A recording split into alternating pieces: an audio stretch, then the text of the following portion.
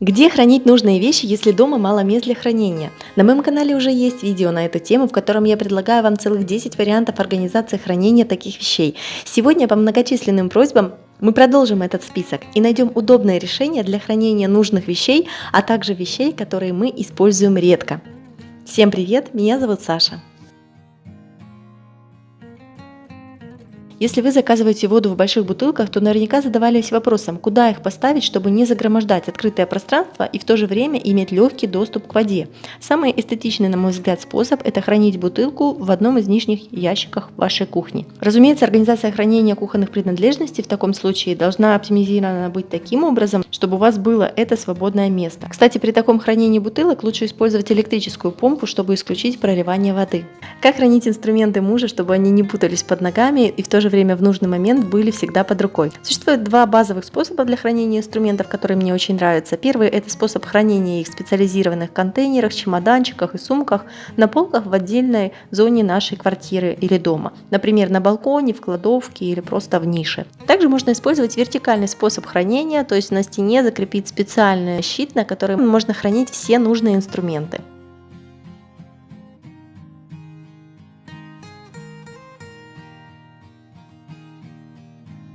Для моих любимых зрителей-цветоводов я хочу показать способ хранения горшков и цветов в доме, поскольку был такой запрос. Здесь все гениально просто. Важно подбирать похожие по размеру горшки, чтобы можно было расположить один в другом.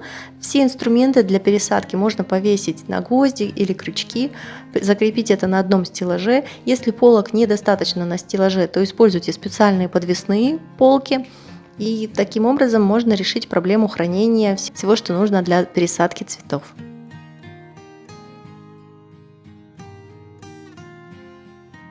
Подобный принцип стоит учитывать при организации хранения контейнеров на кухне. Если ваша семья использует много контейнеров для продуктов, то я рекомендую покупать контейнеры, которые помещаются друг в друга, чтобы можно было хранить их матрешкой. Крышки же от контейнеров я предлагаю хранить отдельно. Я избрала вот такой узкий контейнер, он для сыпучих продуктов, но вмещает в себя большое количество крышек. При таком хранении контейнеры и крышки к ним не занимают много места, где бы вы их ни хранили, на открытой полке или в выдвижном ящике.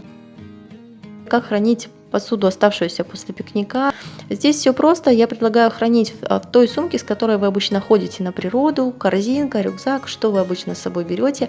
У меня вот такая сумка-холодильник, в которую отлично вмещаются и термосы для походов. Этот способ очень удобно, поскольку все хранится в одном месте, вы знаете, где это все лежит.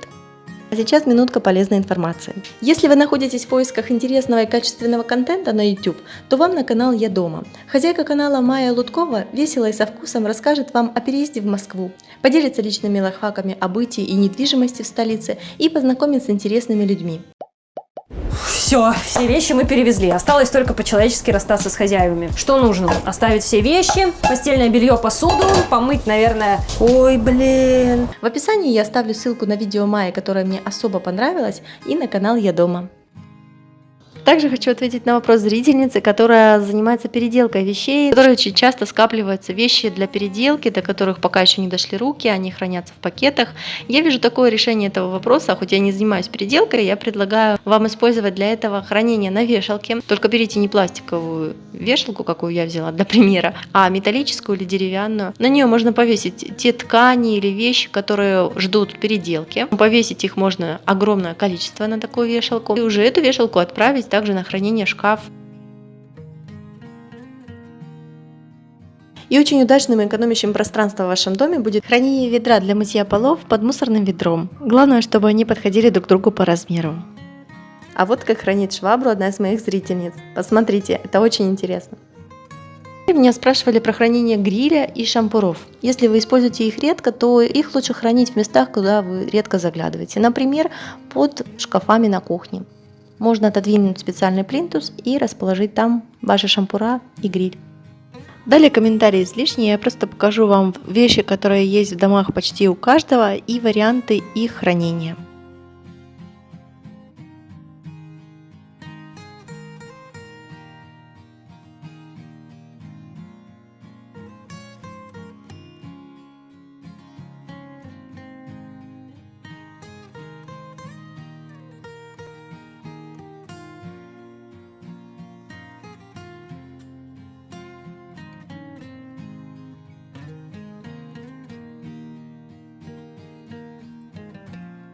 Если вам интересно узнать, как хранить полотенца на кухне, то предлагаю вам посмотреть мой предыдущий ролик. Буду рада вас снова видеть на своем канале. До скорой встречи, ваша Саша.